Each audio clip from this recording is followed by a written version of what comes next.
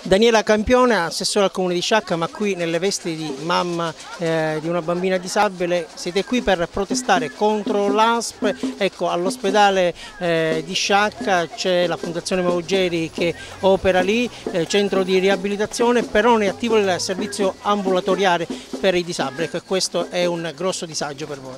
È un grosso disagio perché ogni giorno noi viaggiamo e i nostri ragazzi sono stanchi di viaggiare. Molti sono gravemente malati, altri hanno problemi proprio, essendo autistici, anche paura di viaggiare. Quindi adesso, avendo iniziato l'iter esasperati da oltre 3 anni che aspettiamo l'attivazione del servizio, mossi dall'esasperazione, chiediamo appunto una risposta certa che metta fine a questa vicenda che, ripeto, dura da oltre 3 anni. Cosa manca?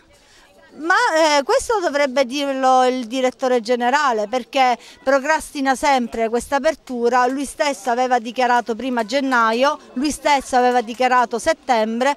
Cosa manca ce lo dovrebbe dire lui. Noi siamo di un'associazione di genitori di figli disabili, è giusto, e viaggiamo e facciamo una vita con i nostri ragazzi viaggiando tutti i giorni nei centri di riabilitazione del circondario.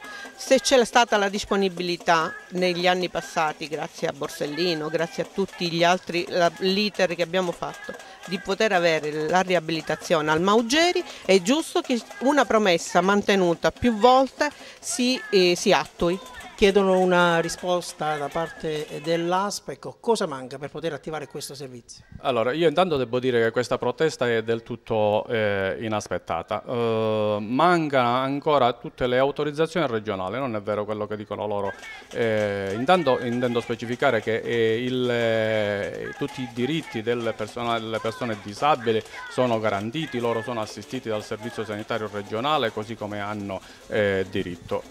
Quello che chiedono loro è di avere un ambulatorio sotto casa, ma questo dovrebbe essere garantito a tutti, non solo a una parte dei cittadini. Lamentano disagi perché si spostano in altri centri. Ma la stessa cosa avviene negli altri paesi della provincia di Agrigento, ad Agrigento, a Lecata, a Canegattì o in altri paesi della Sicilia. Ma ciò nonostante, quello che intendiamo evidenziare è che noi ancora non abbiamo i fondi da parte della regione per poter attivare. Non siamo, ci doveva essere la scorsa settimana, giovedì scorso, la riunione per l'assegnazione del budget a tutte le aziende, ma sono state praticamente rinviate. Per cui se noi non sappiamo quali sono i fondi da poter utilizzare eventualmente per avviare questo tipo di ambulatorio, non possiamo praticamente muoverci e non possiamo fare nulla.